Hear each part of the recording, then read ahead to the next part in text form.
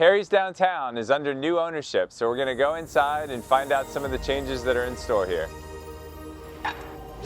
Before we start the episode, I want to recognize our sponsor, Shore United Bank. Shore will be there to help guide your financial journey every step of the way.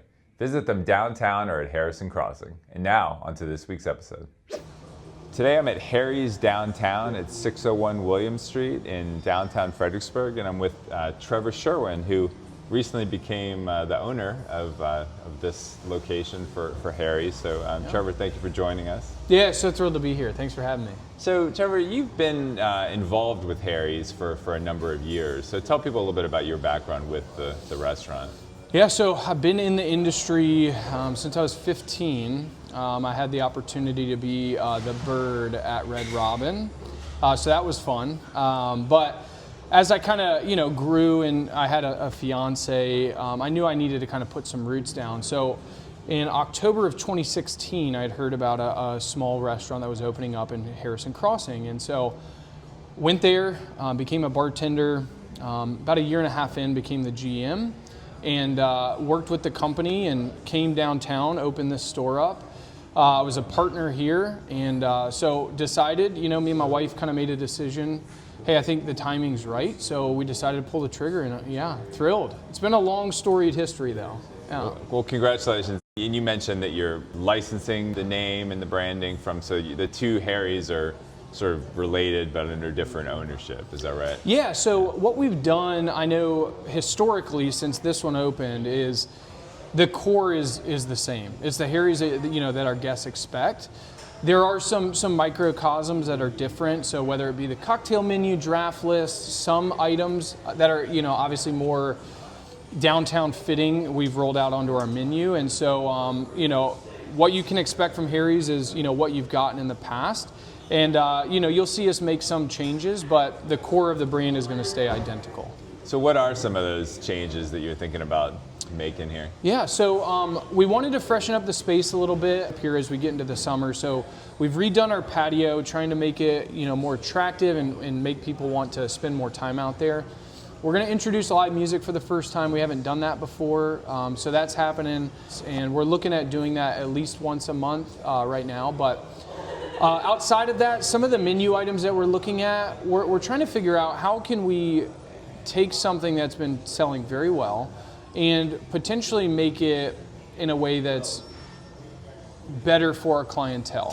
So me and my wife were very much into kind of a health kick, and we've found ourselves obviously shifting away from processed foods and things like that. Now, I've always thought it's interesting for folks like us. When you go out to a restaurant, you're not asking those questions typically, You just eat whatever's on the menu. And so if we can make small changes that not only better the items from a flavor perspective, but also make sure you're walking away without a stomach ache and you feel great, those are the things that we're looking to do. Now, there's some seasonal stuff that we'll do that, most restaurants in a downtown or urban environment would do. And so we'll incorporate a couple new items, for spring and summer that we're thrilled about.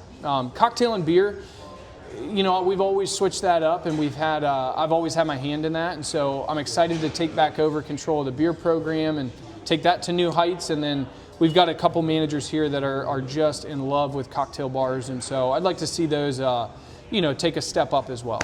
And you've also got Harry's Sidecar here on Winchester Street right next to you. So we were talking, got a couple changes that are planned there too. Yeah, so we've got some stuff right around the corner.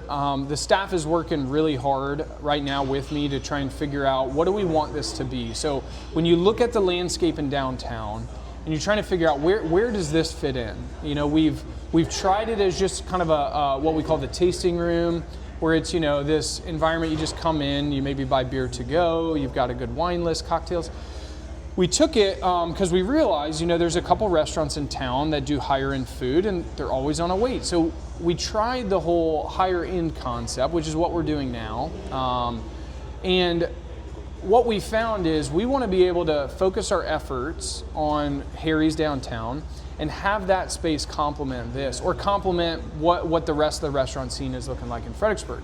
So I think how we're going to accomplish that is we're going to shift away from full service plated dinners and go more to upscale, eclectic, small plates. And the cocktail menu is going to be, a focal point, as well as our whiskey program.